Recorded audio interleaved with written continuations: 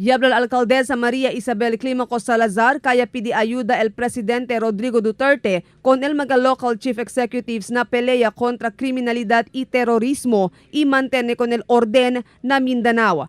Según con el alcaldesa, ya sucede durante el junta de Duterte con mga elegido líderes, mga oficiales del AFP y PNP na Mindanao kaya sa ciudad de Davao del pasado semana. Para que según mas posible, ya dirihi el presidente kanila mga local chief executives para man-exercise kon ila poder y jurisdiction kon mga pulis. On the part of the local government of Zamboanga, we are committed to support President Duterte, particularly in exercising our jurisdiction over the police. I left with General Charlie Galvez, our Western Mindanao commander, General Billy Beltran, as well as Colonel Luisito Magnaye. And the 98 barangays, together with our 11 police station and PNP Central, with the help of Task Force Zamboanga, is really united and bent on institutionalizing our anti-terroristic activities in the city. Durante aquel mismo junta también, cuando alarga palabra el presidente que ay implementa el martial law si hindi con él puede ayudar el mga local chief executives na pelea contra criminalidad y terrorismo. Según con el alcaldesa, suporta él con el programa del presidente na pelea contra criminalidad y terrorismo.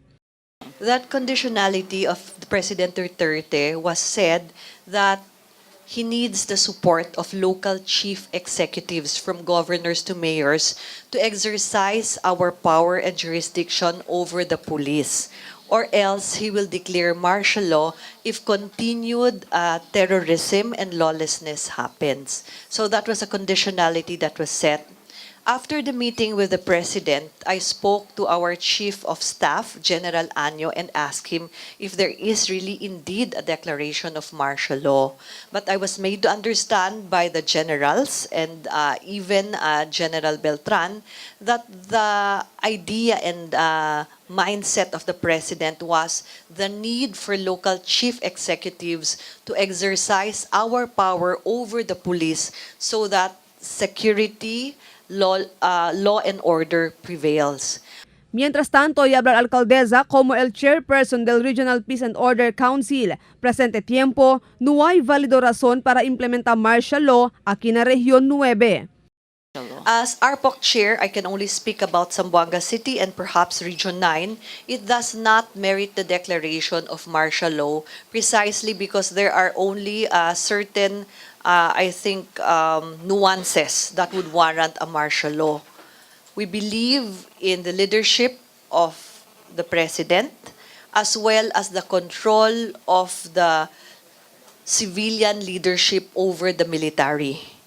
Every day, I receive our situation report from the police, and the testament of 3,000 to 5,000 Mindanaoans gathering in the city of Zamboanga converging for a conference is a testament that Zamboanga City as well as the region is manageable in terms of opportunities for investment, for livelihood, as well as the safety and security of everyone. Thank you, ma'am. Marifita Mayo, Dateline Zamboanga.